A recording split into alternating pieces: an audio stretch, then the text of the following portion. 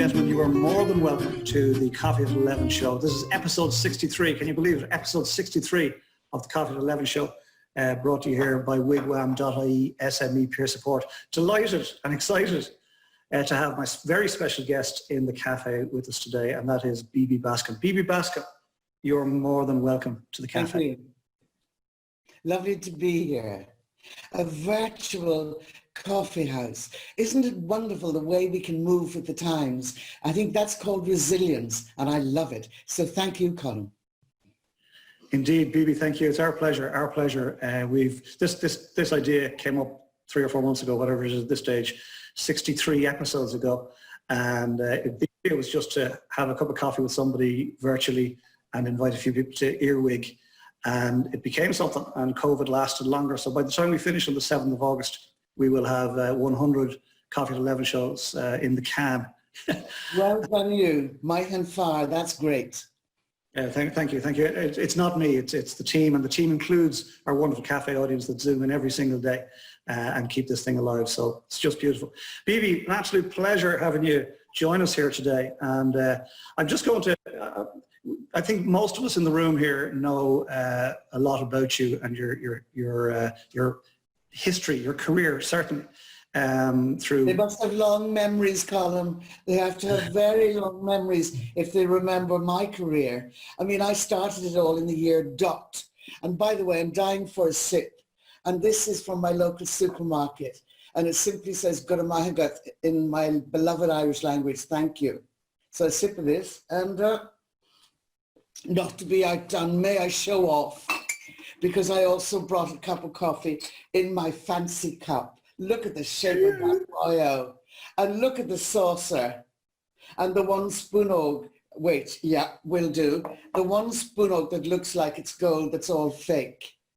I don't know if you can see it there. And by the way, I only have one fancy cup, in case you're thinking I'm very rich. Only the one. It cost a fortune, and I used to use it in the hotel in India, which I know we'll be talking about later, in a special way. It was for a return guest. I had a couple of fancy cups at that stage, and if this was a return guest, the waiters wouldn't have a clue. Because if you came to India in the morning, you'd never be called Colm or Mr. O'Brien, you'd always be Sir. So they didn't know one person from the other. And if you were a return guest, you got a complimentary cup of masala chai with a coconut biscuit in the fancy cup. So all I'd say to the waiter is, room such and such, back veranda, near the pool, fancy cup. And this cup was produced. So a lot of sentimentality in that cup. Is this how you do it? This is the deaf community applause we've learned to use. I'm delighted. In the cafe. Bibi, that's a lovely introduction. Thank you for that, and love your one fancy cup. Will you take us back, because it wasn't fancy perhaps back in the day in County Donegal. Would you want to bring us right back to those early years, please? No, I will indeed, yeah. I wrote a piece that is probably the best piece of writing I've ever done, and certainly the best bit of speaking that I've done just 2 Sundays ago on RT Radio in this lovely Sunday morning program called Sunday Miscellany. And I wrote about just that, the nostalgia, some people described it as, and it's still available on the RT player, but it describes that ethos of the 50s in Donegal, and then it talks about the absolutely awful but pure sadness of my father's sudden death. So there's all of that, and yeah, Donegal was bleak. And, you know, up to a point, I'd say it's still a bit bleak. People from Donegal will say it's the forgotten county, and very largely it still is, which is very sad.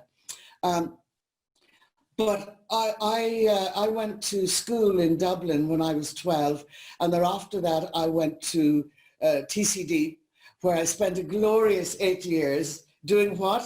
I don't know, picking up degrees and this and that have nothing to do with my life since.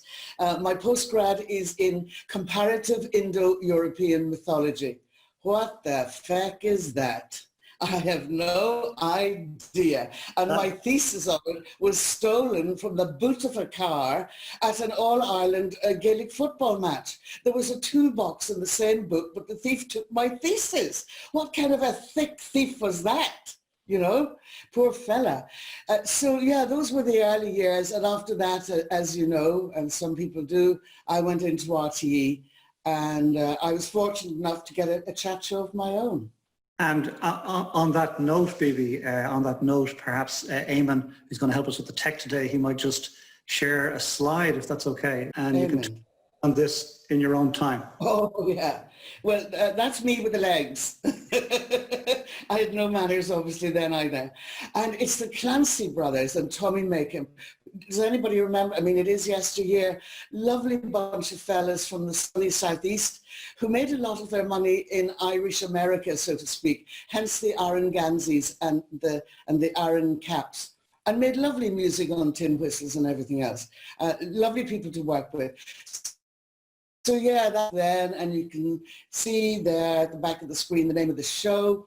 And would you believe it? To this day, I still get people typing my name maybe in an email or social media direct message, and that's how they type it. They type it with a capital B, small I, capital B, small I. And that must be 25 years ago. That's incredible. That's incredible. Come back into the cafe, please, Bibi. Yeah, sure. That's a lovely memory for lots of us. My dad, Tommy O'Brien, has joined us in the cafe today. Dad, you're very welcome. Oh, hello, Dad. Where are you? He's got the video off for now. Don't encourage him. No, he don't know why. Listen, but Sunday Miscellany is one of his favourite shows. He's always ringing me. Have you heard such and such on Sunday Miscellany? So, but Bibi, you told me once, or I heard somewhere once, that you had a significant number of live TV shows under your belt. What was that number? Oh, well, that number is at least 1,000. I did once, when I lived in India, and I know we'll talk about that too, I didn't have a great social life. And in a very idle moment, or perhaps tinged with boredom, I counted just how many live TV shows I'd done of the chat show format, which is, you know, maybe the more demanding one. And I stopped counting at 1,000 because I got bored and went on to something else. But it's at least 1,000. And you see, that's incredible. And ladies and gentlemen, for those of you perhaps who've come in internationally, we've Kathy in from New Hampshire. Kathy, you're very welcome. Oh, New Hampshire, hello. Christina is Irish originally, but in Geneva. But, you know, for those that wouldn't have known, Bibi was the thing on TV back in the day. And you see, here's the part that stunned all of Ireland when you decided to effectively hang up your boots and disappear. You spoke once about the boredom that set in after a period of time of driving into Montrose. Will you tell us that story and take us to London, please? It sounds very ungrateful indeed, I know. I was then, I think, I was in my early 40s. So there was plenty of our life in me still. And I'd already been about 7 to 8 years in RTE. And yeah, it was the drive-in, you know, that got me. It was that drive, which is only a short amount of space, that gave me that light bulb moment, that aha moment where I said to myself, no, I can't do this for another 20 years. I can't drive in the same drive for another 20 years, because I just knew somewhere deep inside me, and I always describe it this way, that there's a big wide world out there. There was then, there is today, and I wanted a little nibble at it. And I wasn't going to get that experience by spending the next 20 years of my relatively youthful life then doing the same thing. So it made perfect sense to me to give up and to go into the vast unknown. And you mentioned London, that is indeed where I went, but I didn't have a job. I was unemployed. I didn't have social welfare. Well, I didn't look for social welfare, but the thing you do there if you're making that big transition is you get rid of the financial albatrosses around your neck, which for most of us is a mortgage and maybe paying off a fancy car or something. So I sold the house and I sold the car and I buggered off, like Dick Whittington, you know, bagging me back and off to London. And then I tried to get into television there, and I did after a year. And then I realized that challenge was done and good, but I'd only changed my geography. I hadn't changed anything else. So I thought, no, here I go again. And you know what's coming next?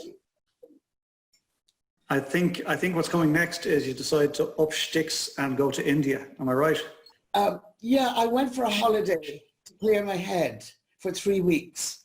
And I chose India for a particular reason. That reason was that I had been quietly studying a wonderful wellness system that's Indian in origin, and it's called Ayurveda, and nobody can ever pronounce that. I know it's difficult. It takes years for me too. So I went to the home of Ayurveda for 3 weeks. And then the sums and the maths got all muddled up because I stayed for 15 years. Unbelievable, unbelievable. Buddha bus there, Donegal, straight in with the Buddha bus there. This slide that you're seeing now is just a little slide from my part of India, and I think it is very beautiful. You're looking at a slide from the state of Kerala, which is down south. And if you went any further south, you'd nearly fall off India. It's that sort of location. And those are tea plantations. So when you have your cup of tea in this cafe, you may well be drinking tea that came from that field. And they were about 3 hours away from where I lived. There are also lots of spice plantations there.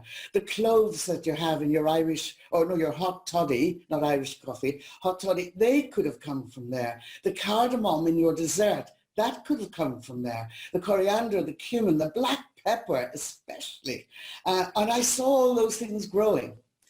What an experience. And very beautiful scenery, I think, too. Stunningly beautiful, but you needed a roof over your head.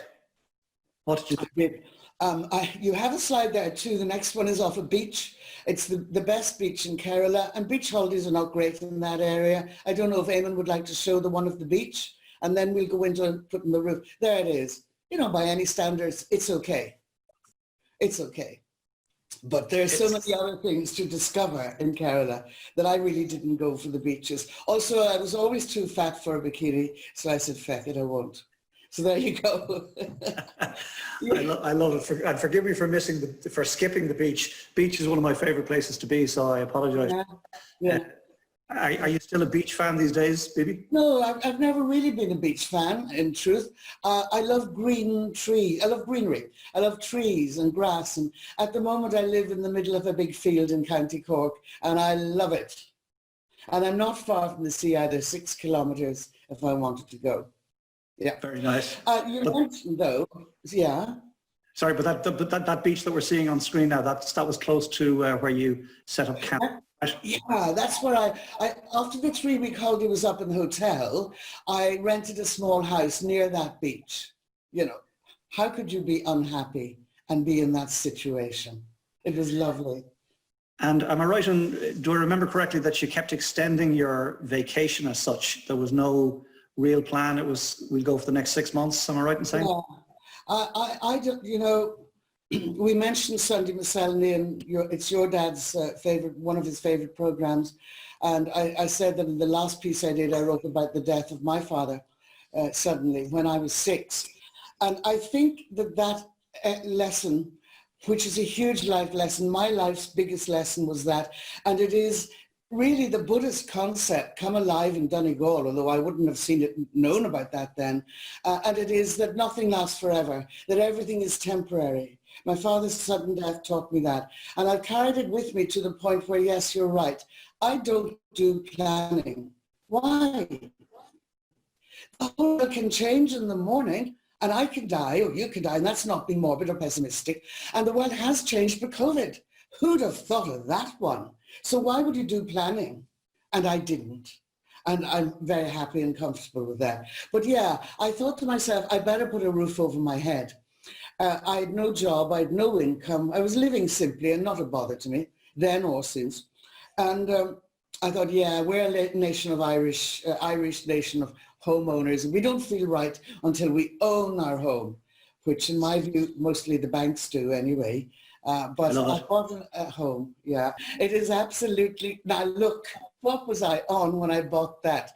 That's the main hall in this roomy residence that also had outhouses. And I then, after putting the roof over my head, it's almost like a kind of hierarchy of needs. I thought I'd better find some kind of income. And Kerala's main industry is tourism. So I thought, well, maybe I could create a little hotel or some standard of a place and have some sort of income from that, and a bit of company as well, maybe with English speakers. I also, you know, in life, I believe, Colm, we have unlived dreams. We have things that we wanted to do, and we never got the opportunity or created the opportunity to do them. And they can be small things or big things. And in my case, it was a thing that I think every woman in particular wants to do, and that is play house. Now, maybe I'll come under attack for being sexist with that, but I think it's in there. And I'd lived such a busy life in the media in Dublin and in London that I never did up my own house.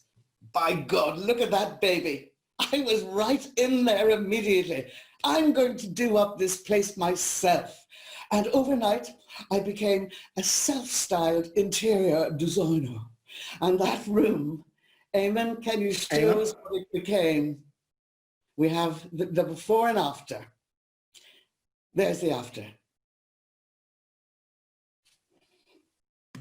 Stunning in every sense, but the rapturous silent applause all around the cafe is deafening. Oh, lovely to hear. Thank you all. Thank you very much indeed. Beautiful. Yeah. Tell us what happened then with that room and the guests you've served. Well, before even the guests came, another little story about making a dream come true, an unfulfilled thing in your life. When I was age 38, I got fed up not being able to swim when I'd go on holidays with the gang to the Canaries. So I went for lessons, and I had the huge, huge fear of the water. I really thought that water makes you drown if you're as useless and uncoordinated and unsporty as I am. And I somehow overcame that fear and learned to swim. But to do that, I had to be in the pool at 5 o'clock in the morning. Because when I joined a group of ladies, they kind of made fun of me, you know. I remember one woman who said, Jesus, Bibi, this Dublin accent, my version. You don't look at all in real life like you do on the telly. Oh my God. Yeah. Thank you. I need sympathy for that one. Consequently, I had to take private lessons to get away from that and to get in control of my fear. And I did. And it took ages of getting up at 4:30 in the morning. But afterwards, I thought, after all that effort, I thought, somewhere in life, I'm going to have me a swimming pool. I thought, Baskin, you've earned it. And in India, it didn't cost as much. I could never afford it in the Western world. So actually, that was the next stage. I created a pool. I created a little Ayurvedic wellness center for massage. I created a restaurant, all the things that a hotel would have. And then to cut a long story short, the transition happened within a day because I had to apply for a license to turn my private residence into a business.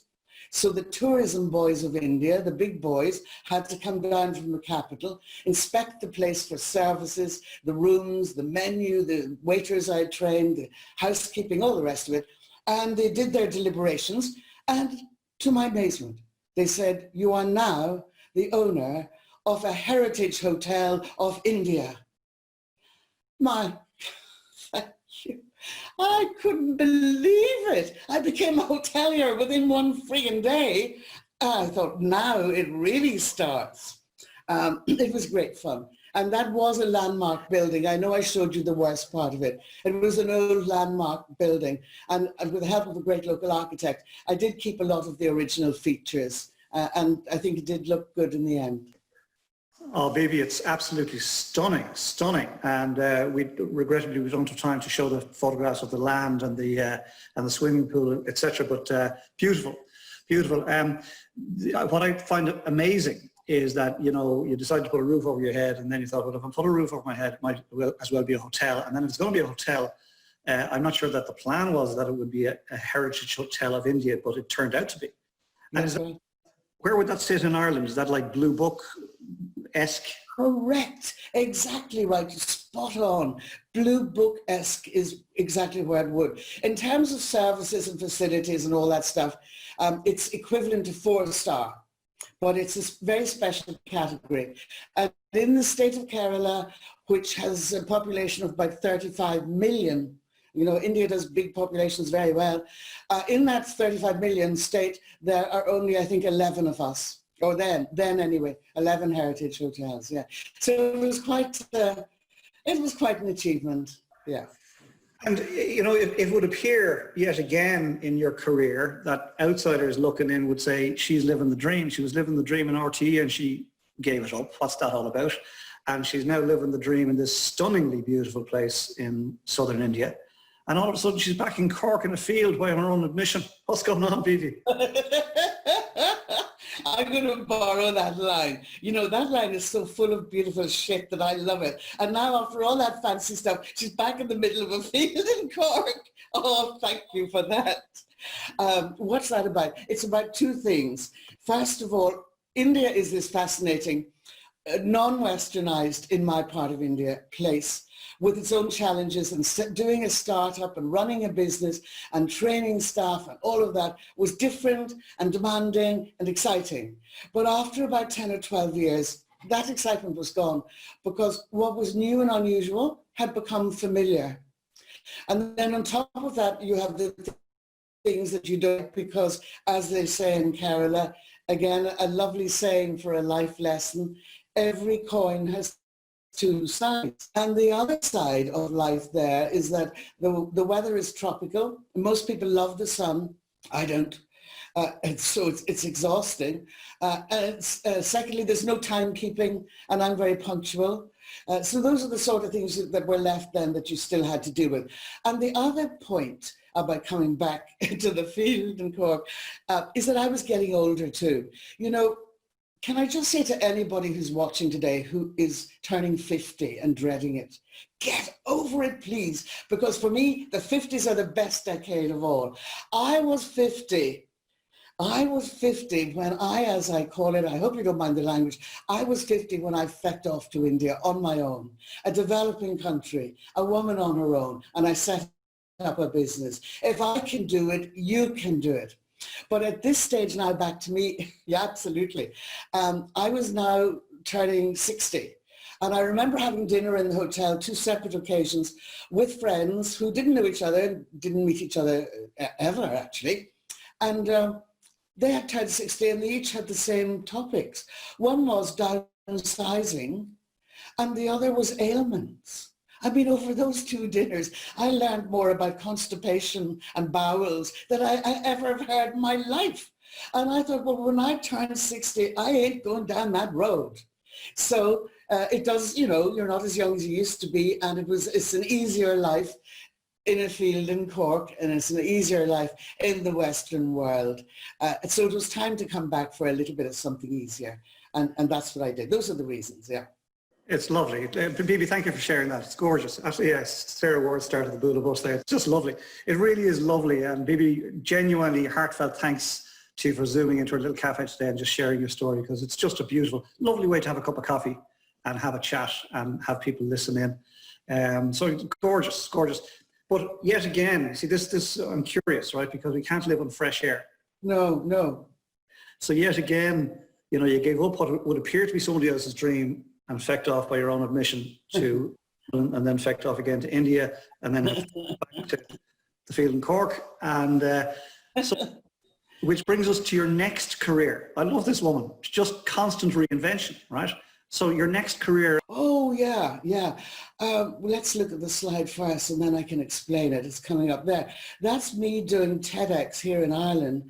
I'd say about 4 years ago, 5 years ago. I don't bother counting times past. I see this pointless. So 4 or 5 years, give or take.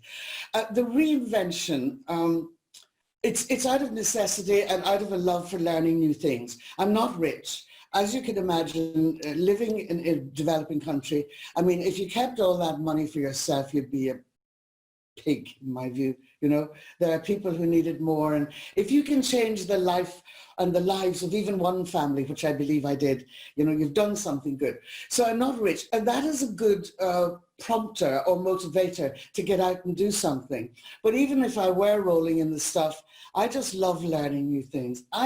This lockdown is suiting me, and I know other people are suffering awfully badly because it gives me time to study, and I love learning. So when I came back, a friend of mine said, you should go for this TEDx business, you know, and you've done it, Colm, so you know how hair-raising it is. And the way that works is they give you the topic, which in my case was, your future wealth, and then you can interpret it any way you like. And I interpreted it as your future wealth. It's not all about money, because in my life, it certainly isn't.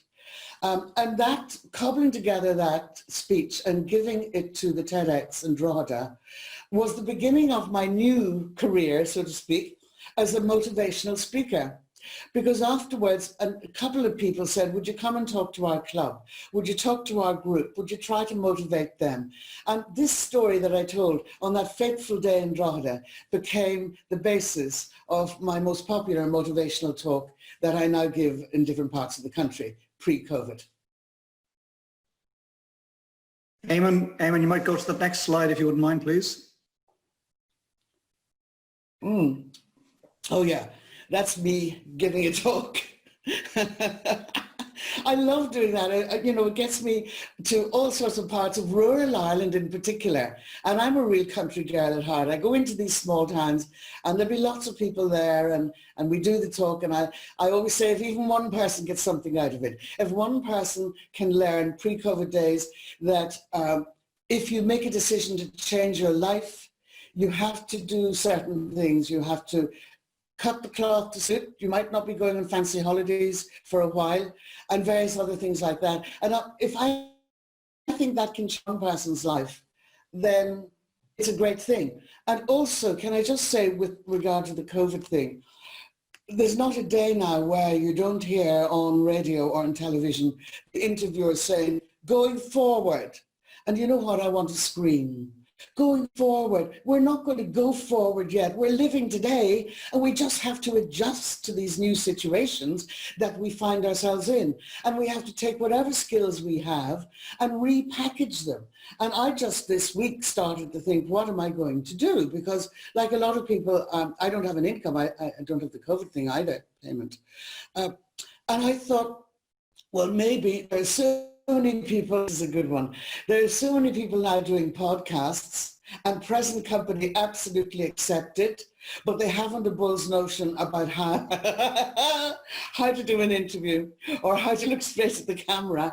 And I just wondered if I could create a small 20-minute lesson and Zoom it and maybe charge a little bit for it and give all the tips from my experience. So that's in plan at the moment. And that's what I'm saying to people, don't give up and don't start to wait for after COVID. Live your life today and no going forward. Do it today. That's my speech. And there's a bula bus, rapturous, silent bula bus. That was just gorgeous. That was just gorgeous. And, as you say, present company accepted. Thank you for that. But, yeah. I'll take it with a grain of salt. No, it's true. It's true. You should see some of the other ones. My God, I have another one coming up soon. I have 3 more in the pipeline. And he's always looking up to the thing when he's asking the question. And I'm thinking, why can you not look me straight in the eyeball and ask me that question? So we'll see. Anyway, but let it be said, let it be put on record that I've been a little more nervous this morning than I have been for the other 62. Oh, and I think I'm so easy peasy going. You are. But beautiful story and beautifully told. And I genuinely love the reinvention piece. That just does my heart good, because I think too many people, you ask them, how many years experience? I've got 40 years experience doing what I'm doing, but in reality, they've got 1 year's experience and they repeated it 40 times. Oh, that's just existing. So what a lovely way to put it. I'd never thought of that before. There's another thing I'm going to borrow, if I may. There you go. I hope Michelle's taking notes there. Listen, couple of things. I was looking at that last slide. We won't go back to it, but I was looking at the last slide, and it reminded me of what I read about you. You're on Wikipedia, Bibi. You're a thing, right? You're on Wikipedia, and on Wikipedia it says.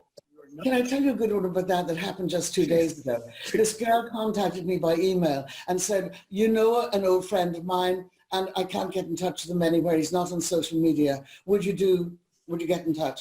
And so I did, and it worked. And afterwards, Michael said to the girl, how did you find Bibi? She said, I Googled, how do you contact Bibi Baskin? And up it came. So what do you know? If I wanted to slip away, sure I can't. Wonderful. But what I read in Wikipedia was you've been known as Ireland's legendary redhead, and it just is So true, so true. And the second thing that is remarkable about you, and this has been said to you lots of times, in fact, you gave me a very humorous phrase attached to this one, and that is your fabulous voice. Your fabulous voice. It's Thank you. really unique. Well, it means, like they said in Kerala, every coin is two sides. I thank you for that, but it also means that when you go to the supermarket with a hangover and you're looking like shit and you open your mouth, they say, I know you. And at that moment in time, you want the ground to pick you up and bury you. Wonderful, wonderful, wonderful. Somebody did refer to your voice at some point in the past, and you said it to me at one point, I'm not sure that you want to share it here, as vocal brother. It was once called in an interview, it was a live interview too, on radio, a voice like rustling sheets. Rustling sheets, I don't know what. We'll skip that one. Yeah, the other one, I thought it was absolutely wonderful. This fella said I had a voice like vocal Viagra. How wonderful. Definitely. I love it. When I heard that phrase, I just thought it was wonderful, and I couldn't let today's opportunity go without having you say it here in the cafe on the Coffee to Level show. Bibi, it's an absolute joy having you here. Thank you for that. But of course, you're not finished reinventing, and Bibi can tell us about what's coming down the track next. One of the things that I'm all over social media, I love it. I love the community that is social media. And what you're looking at is a collection of inspirational quotes that I published just at the end of last year. But that little booklet, a pocketbook really, it came from the things that I post on social media with great regularity. And it's me floating around out in the garden and finding some beautiful piece of nature and putting a wellness thought with my voice over that. And so last year, towards the end of it, a friend of mine said, you're doing this on social media, why don't you let me publish it for you? He's a book publisher, in particular digital, Michael Mulcahy.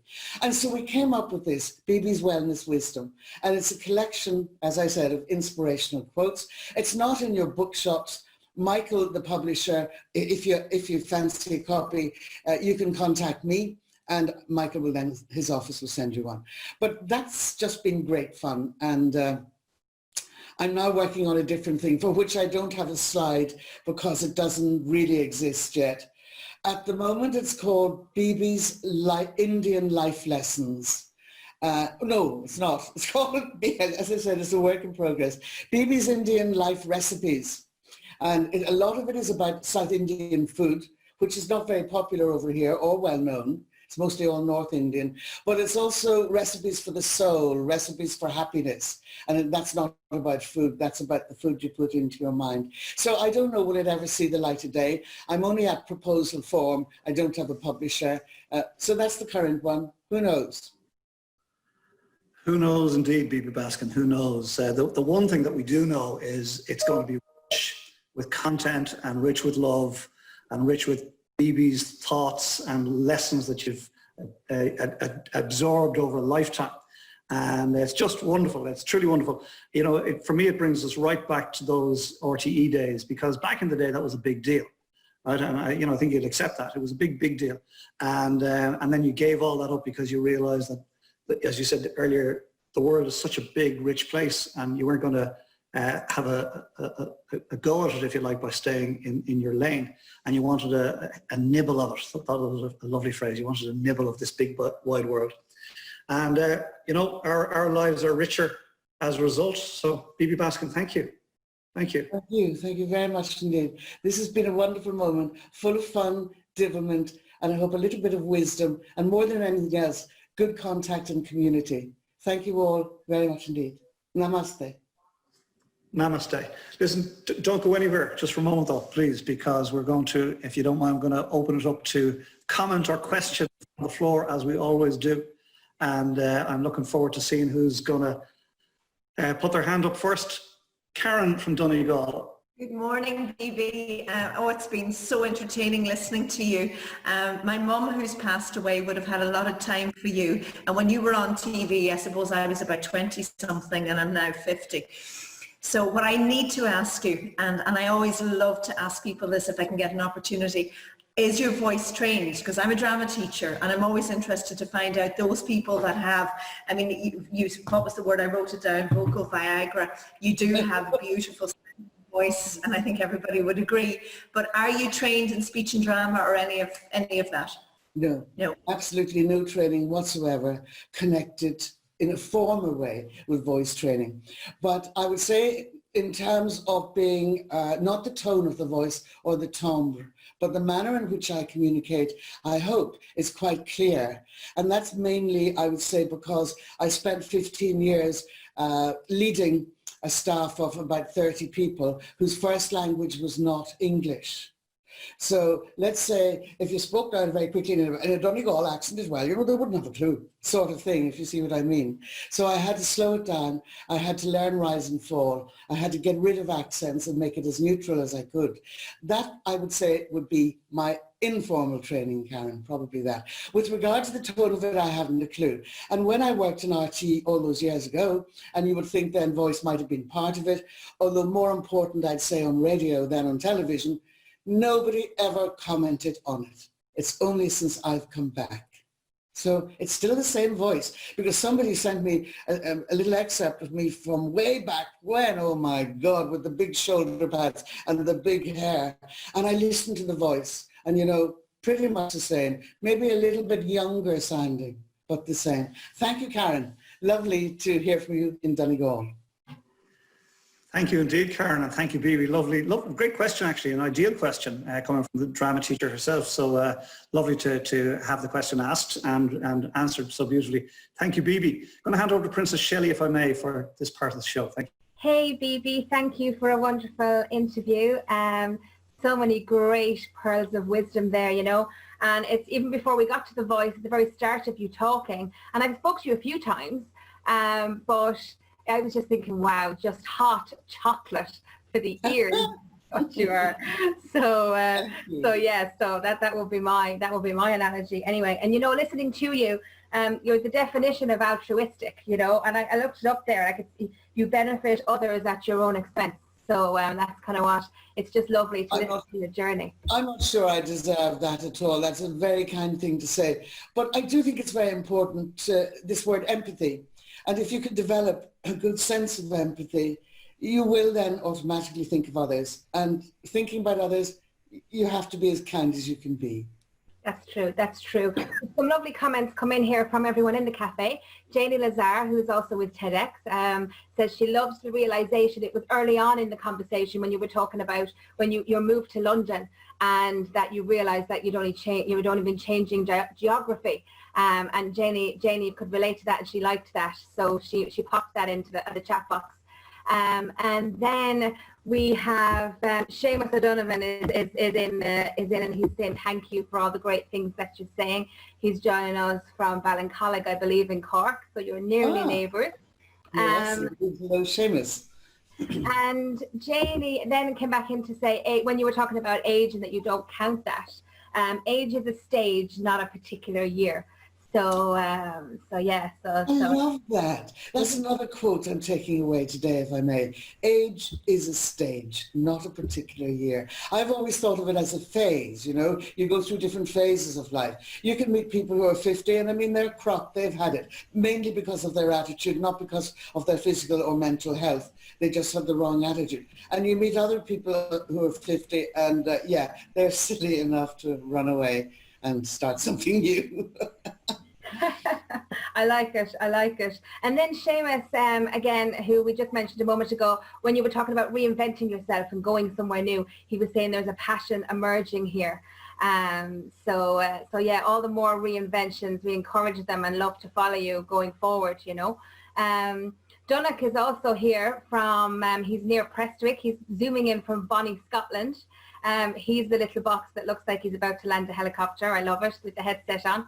And he's saying, a life without worry. So that's when you were talking about that material things, that he popped that in when you were talking about material things don't excite you. So I think that's what he was alluding to there. And then Janie came back and said, less of a passion of reinvention and rather evolving. So it's not that you've reinvented yourself as such so many times, that you're evolving to be the truly remarkable woman that we see in front of us today. Goodness gracious, that's so very kind. Thank you. When I do this, in case people are wondering, and may I just diverge for 10 seconds or 20, because we're not allowed handshake anymore, it would be so lovely if we did the hello in India and the namaste, but the shortened version of that is the one you see me doing throughout. That's the hand on the heart. Okay. And that's just the way of saying thank you. And also you can say hello with it. So that's what I'm doing. I'm not scratching myself. I'm really doing a very lovely hand on heart hello and thank you. I love it.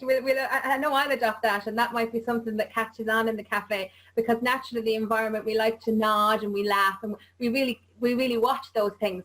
So this will be a new thing that we'll adopt. Good. That's so good. When you were talking about COVID and everything and that life after COVID, Assumpta Gallagher, nice that you've joined us, Assumpta, said that she's stopped listening to anything COVID and it's taken over people's minds. So she could relate to what you were saying there as well. And Kathy Mera, who was joining us from the United States, it's actually just before 7 a.m. in the morning. She gets up at 5 something to join us each day. So it's her morning coffee. Nice of you to join us again, Kathy. And Kathy says, to keep learning at every stage is so important. Thank you for sharing your story. It's so great meeting you today. So thank you very much, Kathy. And we've got this again. I love it. And then again, like we've Tommy O'Brien, which is Colm's Papa Smurf in the cafe. Colm's dad, Tommy, nice to have you here, says, great seeing and hearing you, Bibi, after all these years. Doreen and I are on the verge of, well, I leave that alone. He said, we remember you with great fondness, watching you each week on the telly, doing what you are great at, speaking and listening to people. Great to see you now, Bibi. Welcome home. So isn't that scrumptious, isn't it? Thank you so very much indeed. Thank you.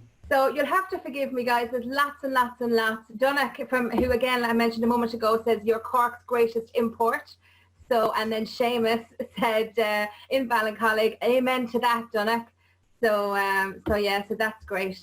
And Janie is saying that it's doing what you love that's giving you your happy glow. Eamon's popped in a reminder for everybody. He's been looking after the slides, and he's popped in that your Wellness Wisdom, a pocket book of inspirational quotes. So I'm sure that people can access and look that up. And Lisa is saying, live for today, Bibi's outlook on life. Thanks for sharing your amazing story. You are a beloved legend and your voice is soothing. Vocal Viagra, brilliant. Wishing you all the best on your new adventure. Thank you. Thank you so very much. Thanks for that, Lisa.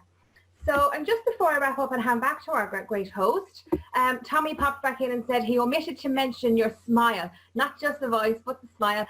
This too is what we remember. Thanks. The world needs more people like you to lighten up their lives, and you certainly lightened up ours this morning. So, oh my goodness gracious. I need a drink after this, I think. I might have to lie down or have a drink. I don't know which one. Either. A little bit of both. So I have skipped a few, and I do apologize if I haven't got to everybody's questions, comments or remarks. It's you in the cafe, everybody, popping those in that make the show as rich and beautiful as it is and makes this section so nice. So do always do that, and I do apologize if we didn't get to everybody. And thank you for all your great contributions. And I'm delighted at this point. Bibi, thank you. You're an absolute wonderful legend. And I'm going to pass you back over to Mr. O'Brien. Colm, back to you. Thank you. Thank you, Princess.